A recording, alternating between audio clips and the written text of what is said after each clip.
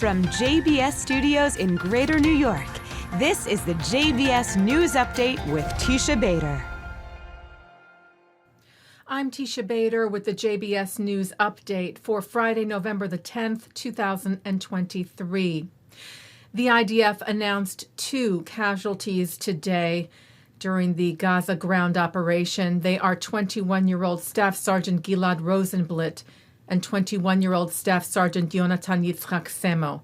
Semo was critically injured earlier this week in Gaza and died of his injuries today. The IDF continues its intense battles against terror group Hamas in Gaza, saying it eliminated a number of Hamas terrorists, many of whom participated in the murderous massacre of October the 7th, including one of the commanders of the brutal attacks. Also eliminating, it said, the head of the assassination unit of Hamas. The IDF also said its troops conducted operational activities in a Hamas military post and a training compound in Gaza and searched the office of the brother of Hamas leader Yahya Sinwar, where it said military doctrine documents were located.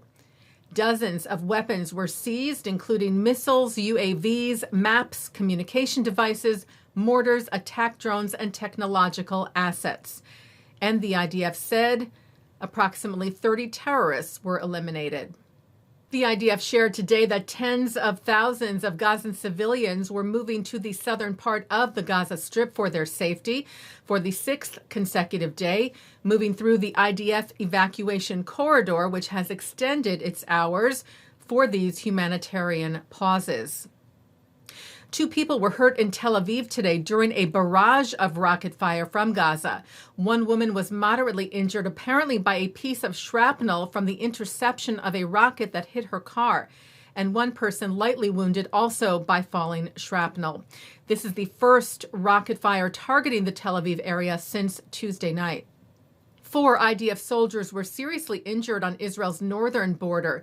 The IDF said 3 soldiers were seriously injured by an anti-tank missile that was fired at a military post in the Manara area, and an IDF soldier was seriously injured and another soldier moderately injured from the fall of a hostile aircraft, apparently a drone, that entered Israeli territory from Lebanon.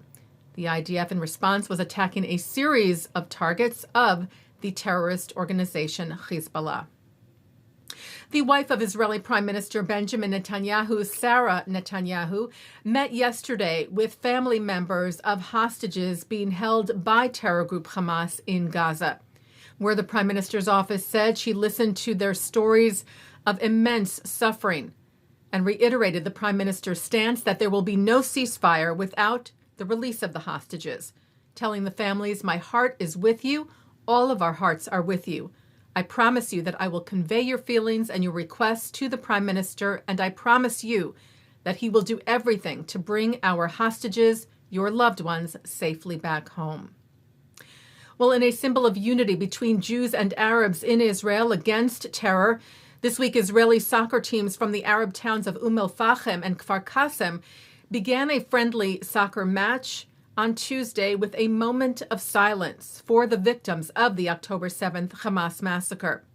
El-Fachem team owner Muhammad Abu Alam said of the decision made with Kfar Qasem team owner Bilal Badir, "Out of great pain that has not let up, we express the deep partnership and unity of all of us in a symbolic act of a minute's silence in memory of the fallen, wishing for better and beautiful days for Arabs and Jews alike."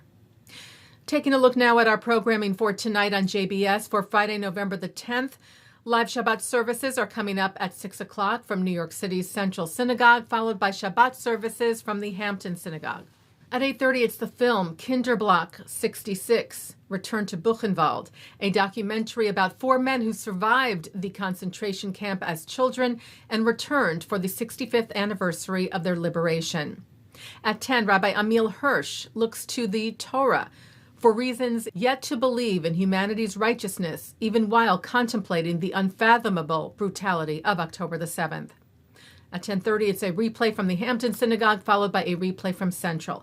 And coming up next, a look at this week's Torah Portion. And that's the JBS News Update for Friday, November the 10th, 2023. I'm Teisha Bader. Shabbat Shalom. Am Yisrael Chai.